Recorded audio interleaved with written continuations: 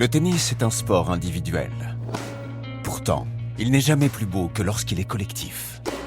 Des championnes, des champions s'engagent hors des cours pour des causes qui leur tiennent à cœur.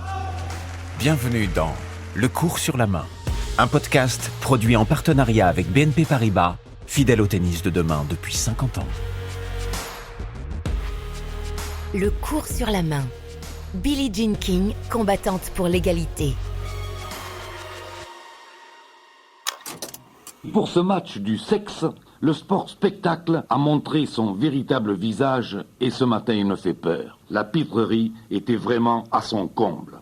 Qu'en pense donc Borotra ou Cauchet ou d'autres tennismen célèbres qui ont toujours respecté à travers les années l'esprit sportif? Oui, vraiment, comme aurait dit sans doute César de chez Pagnol, « Oh mon pauvre, ces Américains, ils sont fadas ». Nous sommes le 20 septembre 1973. Ce que le journaliste Roger Coudert considère comme une pitrerie est pourtant le match qui suscite l'intérêt de toute l'Amérique. D'un côté du filet, Billie Jean King, 29 ans, l'incontestable numéro 1 mondial du tennis féminin. De l'autre, Bobby Riggs, 55 ans, qui dominait le tennis masculin au milieu des années 40. Macho et provocateur, Bobby Riggs a toujours trouvé le tennis féminin inférieur à celui pratiqué par les hommes. Et pour le prouver, il défie toutes celles qui veulent bien jouer contre lui. À commencer par la meilleure d'entre elles, Billie Jean King. Pour lui, c'est le moyen de retrouver un peu de l'éclat de sa gloire passée. Pour elle, c'est bien plus que ça. C'était primordial que je gagne. En cas de défaite, ça aurait pu donner une bonne raison à certains de ne plus nous soutenir financièrement. En 73, les femmes ne pouvaient même pas posséder de carte de crédit. Autant vous dire que je ressentais une énorme pression.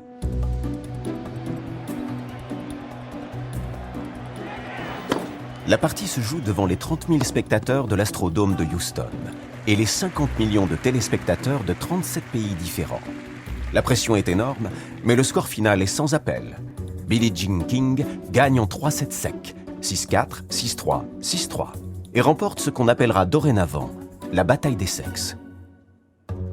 Ce match du 20 septembre 1973 joua un rôle majeur dans la reconnaissance du tennis féminin. Mais Billie Jean King avait déjà commencé le travail 3 ans plus tôt. Et d'ailleurs, en ce début des années 70, il n'y a pas que dans le tennis que les femmes luttent pour se faire entendre. Il y a déjà eu des tas de grèves de femmes, mais d'une manière isolée et clandestine, et qu'on voudrait que les femmes se mettent ensemble et se mettent à faire la grève au grand jour de plus en plus et d'une manière illimitée. Tiens, si on faisait la grève de ça, qu'est-ce qui se passerait? Et notamment si toutes les femmes sortaient de leur cuisine ou qu'elles ne veuillent plus s'occuper de leurs enfants, ça serait vraiment terrible, et je crois que les types seraient obligés de s'arrêter de jouer le jeu qu'ils jouent actuellement. Au début des années 70, le monde voit déferler la deuxième vague féministe. Et en France, le MLF vit ses premières heures. Les femmes sont dans la rue. Elles se battent pour obtenir l'égalité de fait avec les hommes et la fin des préjugés dont elles sont la cible.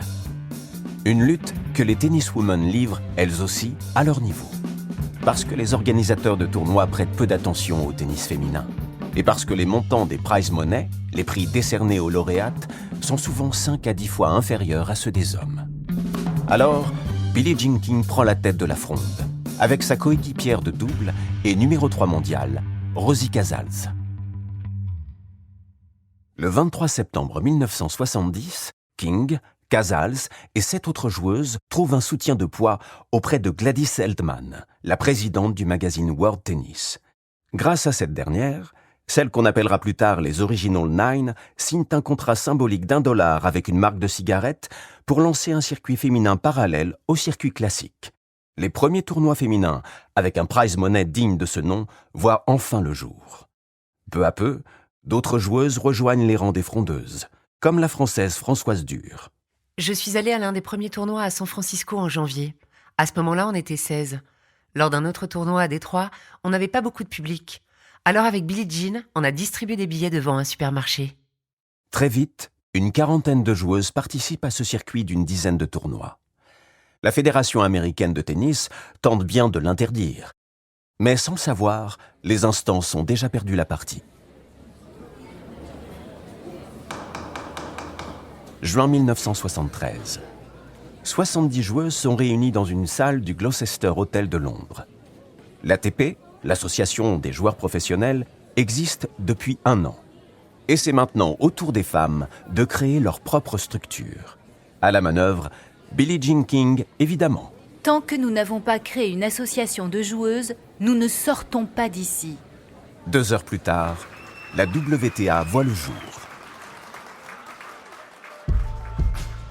Aujourd'hui, en 2023, près de 100 nationalités évoluent sur le circuit WTA et le tennis est devenu l'un des tout premiers sports féminins dans le monde. Après Billie Jean King, d'autres ont repris le flambeau pour plus d'égalité. Martina Navratilova, Chris Evert, Kim Clijsters ou encore Venus Williams. Il faudra attendre 2007 pour que Wimbledon, l'Open d'Australie et Roland-Garros suivent l'exemple de l'US Open et qu'enfin, la parité dans les prize money soit instaurée. Et il faudra attendre décembre 2018 pour que la WTA annonce une série de mesures facilitant le retour à la compétition des femmes après une grossesse, ainsi qu'un nouveau code vestimentaire pour laisser plus de choix aux joueuses. Aujourd'hui, Iga Swiatek, la nouvelle numéro 1 mondiale, milite pour une stricte égalité du prize money toute l'année, et pas seulement pour les tournois du Grand Chelem. Le match pour plus d'égalité entre les hommes et les femmes continue.